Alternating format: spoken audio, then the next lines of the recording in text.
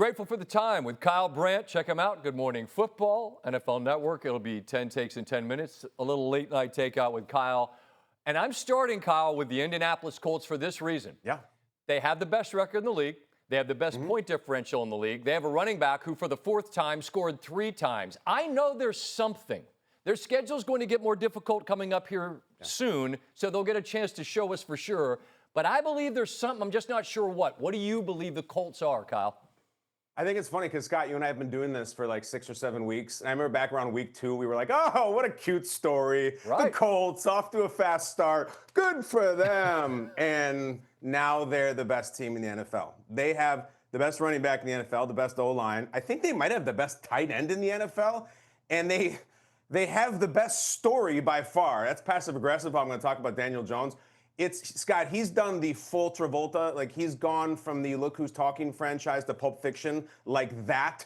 And listen, I don't want to be check the schedule guy. You referenced it. I will.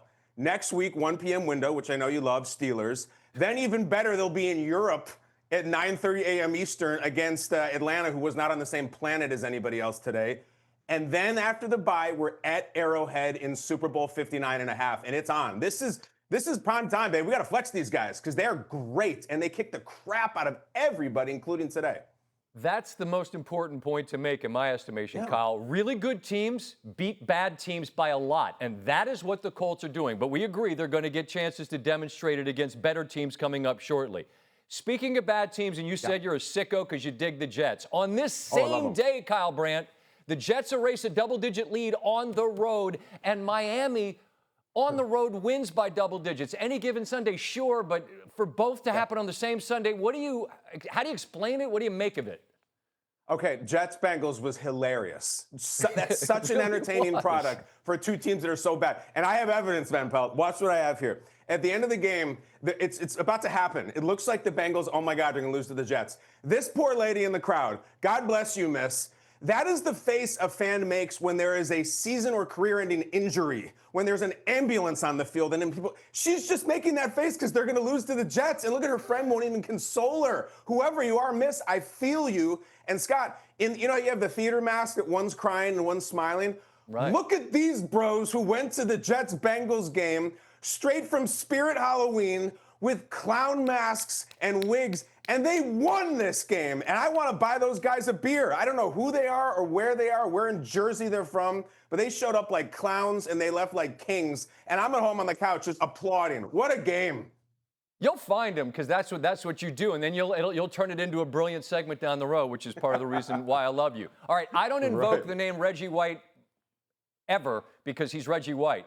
Myles Garrett's in that conversation as that type of talent. I had this discussion with a buddy driving in. If there were a draft, Kyle, and everyone in the NFL were available, he'd be the first non-quarterback chosen. What do you see when you watch Myles Garrett play football? I'm unsettled with it right now. I don't like where we are with him because he's pass rush Megatron. He is headed in this direction. He had 5 sacks today. Does anybody care? He had 5 sacks for a terrible team and a pathetic no-show loss that no one watched for 1 second. It reminds me of Calvin Johnson. He would have 329 yards in a game, and no one cared because the Lions were terrible. And if you look at those guys like Reggie Scott, those guys at the top of the sack list, they all either at least played in the Super Bowl. Most of them won it. You even get legends like Chris Dolman, who didn't, but he was in 17 playoff games. I don't like this, and let's elephant in the room. Myles Garrett went on a whistle-stop tour in the offseason and talked to anybody with a podcast about how bad he wanted to leave Cleveland. They snap their fingers, they pull out a big check, and he's like, oh, never mind, I'm back. And this is what you got for that. No one feels bad for him. It's not like one of these situations, Scott. We see like great player just mired with horrible team. We got to get him out of there. It's not that at all. He chose to stay there and burn the boat so he can have 50 sacks. And you're going to do it in Cleveland for a terrible team. That's on you. I'll give him this. They took him out of the game because they're getting blown out, and he was pissed because he wanted to keep playing. And look, I see Joe Thomas, a guy that was universally regarded as the best tackle in the game in his entire career in Cleveland. Never got to play in meaningful games. And so I see what you're saying.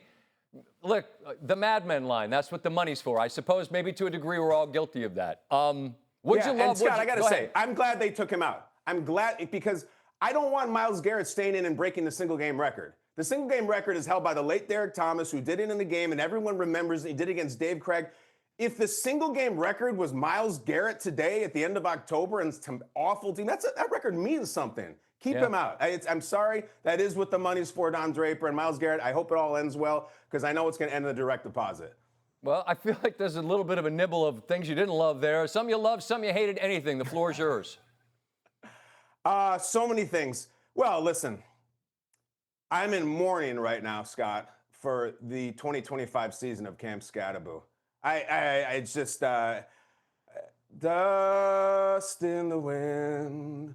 Yeah. All we are is dust in the wind. Don't take not Skattebo. Take my eyes. Take my ankle. Not my nephew Cam Skattebo. As fans, the players are our toys. Let's just call it what it is. And I just had my favorite toy get broken. I'm so upset about it. I know he's so upset. All the Skattabros are upset. Creatine jugs will be at half-mast tonight. They have asked in lieu of donations or flowers, you make all donations to your local GNC in honor of Cam Skattebo, who just gave us this breath of fun in the league and now just gone, and I'm so upset about it.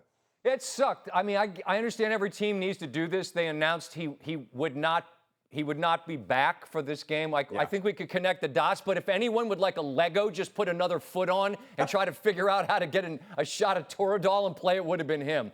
On the way out, I need to know this. Where are you as a non-kid on Halloween, pro-con dressing up? I see you as a guy with a costume. I'm a pretty theatrical guy, Scott. I know it. I got to tell you, I live for Halloween, man. I'll be out there in the streets with the glow sticks. It used to be eggs. I'll be watching the kids.